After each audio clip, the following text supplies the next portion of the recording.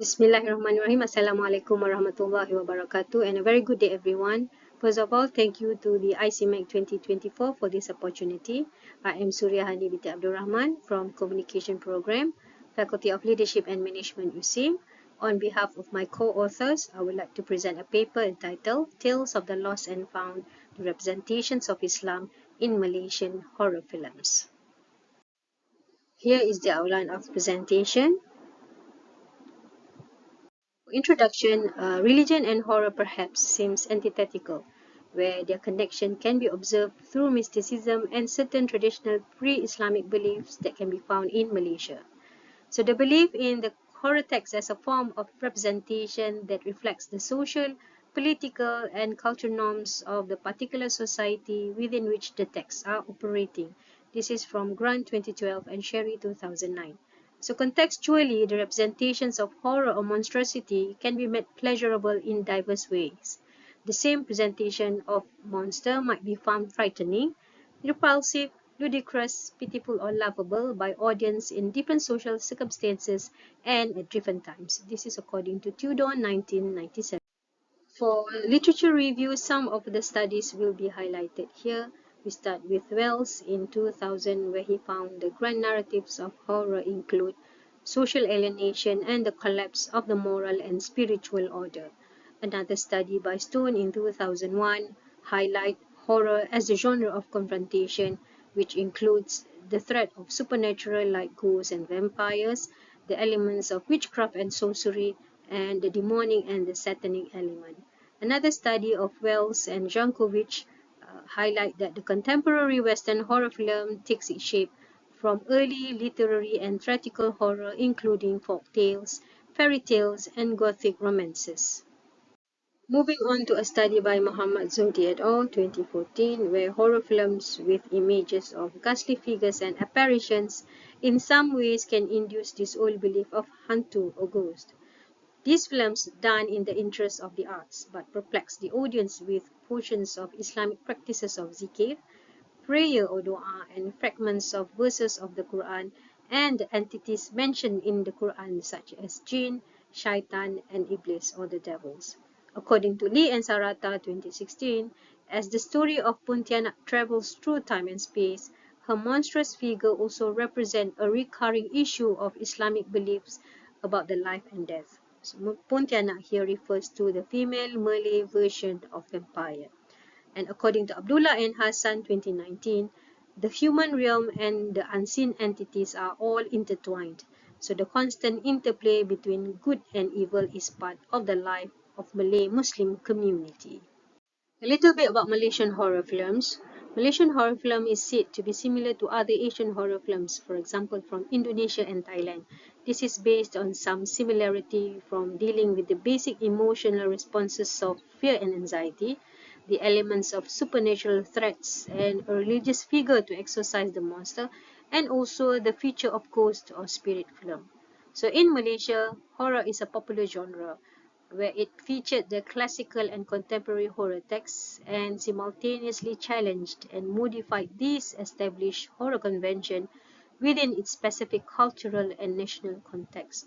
From the era of Pontianak to the present, the Malaysian horror has emerged and gave emphasis to a significant role of religion and its morality to challenge a corrupt and decadent idea in life.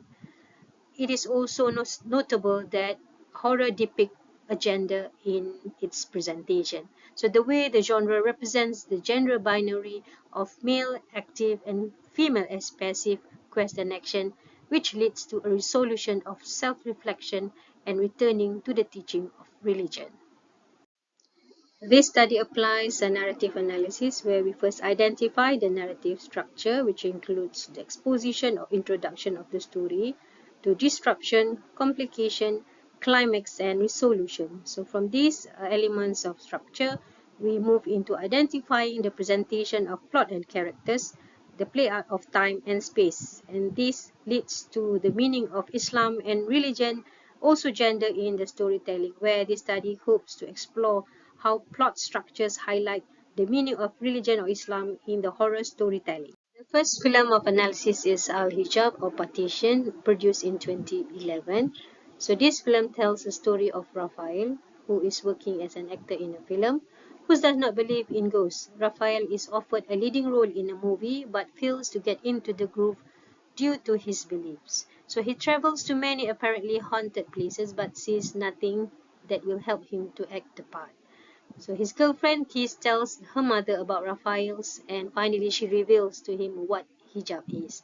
It is said that Raphael will finally see if his hijab is open, which then incites him to learn about hijab, and he then wishes to unlock it to witness the invisible. The analysis of Al-Hijab reveals a theme of imagining the unseen, quote unquote. This film presents a straightforward plot structure. The opening scene of the film reveals the causality of events that connects the narrative with the main character, Raphael. So this story revolves around the quest for hijab in order to enter the unseen world, and the uplifting of hijab brings the film to its climax.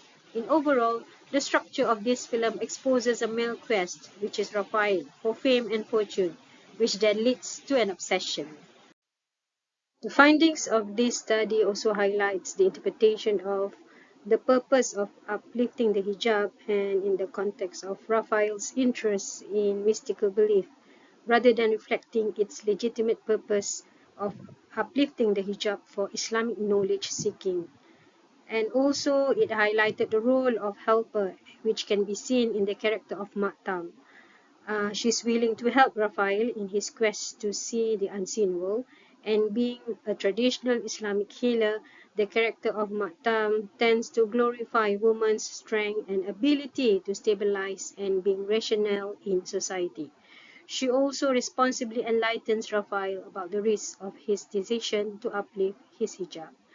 So the analysis of Al-Hijab also represent the intersection of modernity and this animistic belief system, which exemplifies the persistence of a pre-modern past within the modern reality. And as a popular media, films provide a powerful revenue to represent these intersections of pre-modern beliefs and the modern deployment of horror storytelling. This is based on 2014. The next film of analysis is entitled Khurafat, or Superstitious, produced in 2011. So this film tells the story of Johan, a young man who became engrossed in a superstitious belief to win his desired woman and ended up suffering the consequences. Johan is a young man working as an assistant in a hospital, and he is married to a woman named Aisha. They lead a peaceful life when suddenly they find themselves besieged by a weird creature. The presence of a mysterious old woman, together with the sudden emergence of Johan's ex-girlfriend Anna, add to the mystery. Anna is always disturbing Johan even though she knows Johan is now with Aisha. From the analysis, the plot structure of Khurafat is similar to Al-Hijab, where this film presents a straightforward plot structure, and the initial still shot of Quranic verses about superstitious belief illuminates the main theme of this film. So the structure of Khurafat portrays a man's, which is Johan's quest for love, but simultaneously establishes Johan as a villain that allows desire and lust to rule his life. So prior to marrying Aisha, Johan is obsessed with Anna, who he met in the nightclub but being rejected. So nightclub here also signifies the secular Western debauchery. And a flashback scene in the climax reveals how Johan seeks help from the shaman, who provides Johan with an old charm to be used for Anna. Next, the recurring terrifying scenes between Johan, Aisha, and the spirit establish the causal effect of using black magic. As Johan recalls his past behavior towards Anna, it represents the pain of remembering what is gone and irredeemable. Due to the supernatural haunting from the past, this nostalgia constitutes the desire to return to a lost time to rectify past mistakes. Unfortunately, Johan finally dies in a vehicle accident, and this film suggests that the quest for forgiveness from Anna dies with him. So the representation of Malay Muslim characters and references to Islamic beliefs render this film Islamic in some sense. So do the appeal to the moral narratives against the superstitious and or the other pre-Islamic practices as well as behaviors deemed to be immoral. So this film Khurafat somewhat contradictorily promotes the existence of supernatural evil and the social significance of religion in Malaysia. And for the conclusions, the presentation of horror narratives in the selected films of Al-Hijab and Khurafat shed this dynamic of horror genre, but at the same time modifying it to adapt to the Malay and Malaysian social and political context.